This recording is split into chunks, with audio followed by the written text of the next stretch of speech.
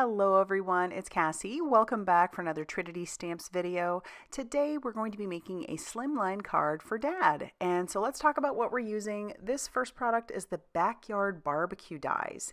There's a lot of dies in there, and then your front cover shows you exactly how to put that together, but this is a really sweet die set. We're also going to be using the Perfect Pastels Vellum. I used them last week to make a shaker, and so I wanted to use it again. We're also going to be bringing in some Glossy black cardstock by Trinity Stamps. We have our Simply Sentimental Mom and Dad, which go together perfectly. And then we're also going to be using this one. This is the Rainbow die set. And then a couple of oldie but goodies. We've got our Slimline Scenic borders. And then we also have our Slimline Scalloped set. So we're, like I said, going to be making a slimline. So to start off, I have grabbed out some of those perfect pastel vellum pieces, and I'm going to cut some clouds. Now, I wasn't sure exactly how many clouds I wanted, so I went ahead and cut 3. If I decide not to use them, I can put them or save them for another card. Now, these pieces of vellum measure 5.5 inches by 8.5 inches, so they're perfect for a slimline. I've cut some grass as well out of some of the green vellum, and then we're going to pull out our base or our panel. Our panel is going to measure 3.5 inches by 8.5 inches. And to get that off of a regular piece of cardstock, you just cut it down 4 inches, and then you cut another 1/2 inch off of there, and you'll use the other piece for the base. Now I've gone ahead and die cut all of my rainbow pieces. You could very easily cut these out of whatever color cardstock that you wanted, but I wanted to color them today, and I've decided we are going to be making this look like a red, white, and blue. Obviously not a rainbow. I just wanted rays. And I wanted them to be red, white, and blue for a couple of reasons. One, for, here in America, as summer approaches, summer's starting to be here, I always think of, red, white, and blue because we're getting close to the 4th of July. But also, this card is going to be for my husband, and he is a soldier. And so it just made sense, red, white, and blue. And then I went ahead and die cut all of the pieces that I'm going to need from our Backyard Barbecue die set. I've colored a few of those pieces using some of my alcohol markers, but honestly, this is my favorite way to do die cuts like this, is to cut them out of a cardstock that is good with alcohol markers. So in this case, it's some Express It cardstock. And then I can use whatever alcohol markers I want on there, get my colors, blend out really well. But like I said, it's just as easy to cut it out of just a plain, or not plain, but whatever color cardstock that you want as well. I just find this gives me a few more options, which is part of the reason why I like to do it so much. So 9 times out of 10, this is how you'll see me do die cuts like this, so that I can color them exactly how I want them. And we'll just finish up. We also have one more piece on there that I die cut. That's the shadow from Dad, from our Simply Sentimental Dad. So that one obviously doesn't come from the Backyard Barbecue dies. And then we're now done coloring all of our pieces. I'm kind of trying to play around to see how I want that background to go. But since this is vellum and your adhesive is going to show through for whatever you decide to use, unless you cover that entire piece with your whatever adhesive you're going to use, I've decided to bring in the Xyron sticker maker. I'm just going to go ahead and make these vellum pieces into stickers. I'm playing around with the clouds because I wasn't sure how I wanted to put those on there. In the end, I decided to just use this one cloud. So we've put our grass through and now our cloud through, and we've turned both of those pieces into stickers, which is awesome. And I'm going to take that panel. It's just too plain. So I've got to splatter. I just have to. So I've brought in my Trinity Gold palette. We're going to splatter some gold all over that background. Some of that will get covered, but some of it will stand out, and I love that. I've peeled off the top of our sticker paper, and then I did peel off the cloud because I was thinking I was going to put that down first, and then I thought, no, I want the rainbow, or the rays at least, to come from behind the clouds. So I will put my grass down first because I wanted that to be the very first thing to put down. And look at how pretty that is. It's nice and shimmery. You can't really tell in the video right now, but it is definitely very shimmery, and I love that. Okay, for the next part, we're going to start putting those rainbow die pieces down. And I'm going to use some Crafty Glue Friend to do that. Very easy to do this. I like to just line it up with the bottom in this case. I've done it other ways as well if you just want part of that on there. If you put all that together just even on your glass mat or whatever mat you're using, and then you use like a piece of mint tape or Post-it tape or something like that to hold it all together. You can very easily glue it all down at the same time. But I just decided to grab each piece individually this time because it was just as simple. And then I can glue those down. As you see, we're going to have some of that hanging off the top. That's not a big deal. We'll trim that down later. But it's starting to come together.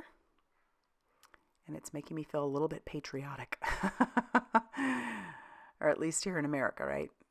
Okay, so we're going to flip that over, trim off that excess with some scissors. And then now I'll grab in the cloud and we can put that down on top. And I love how that looks. Looks like that's just peeking out from behind the cloud. Next, I'm going to stamp my sentiment. So I did cut out from that glossy black cardstock. I used our Slimline scalloped die.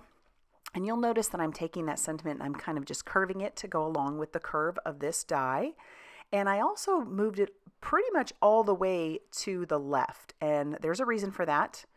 And I'll show you how simple it is to use almost any sentiment that you can on a banner die like this. And then you can trim it down very simply. So I'll stamp that out. I did use an anti-static powder tool.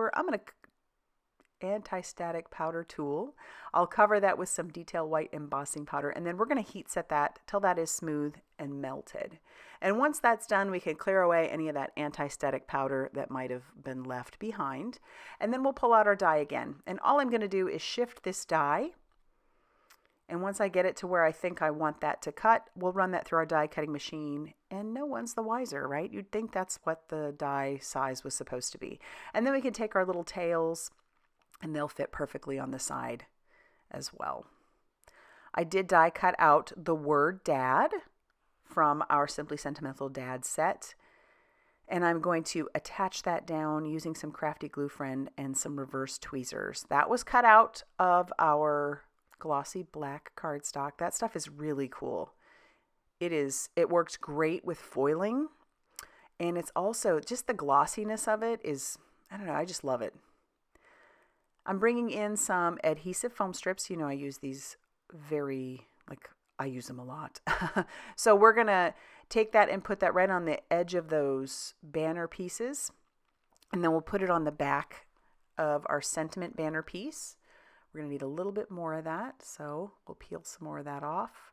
Trim that down, peel off that release paper, and then we can stick down our sentiment part of the banner to the little tails. Just make sure everything is lined up nicely. And once it is, then we can attach that down to the front of our card. And that'll give it a little bit of dimension there, which is great. And then we'll use our Crafty Glue Friend to attach down the word dad. So it says, I couldn't wish for a better dad. All right, now we can start piecing everything together for our grill. And so I'm just going to use Crafty Glue Friend for that as well.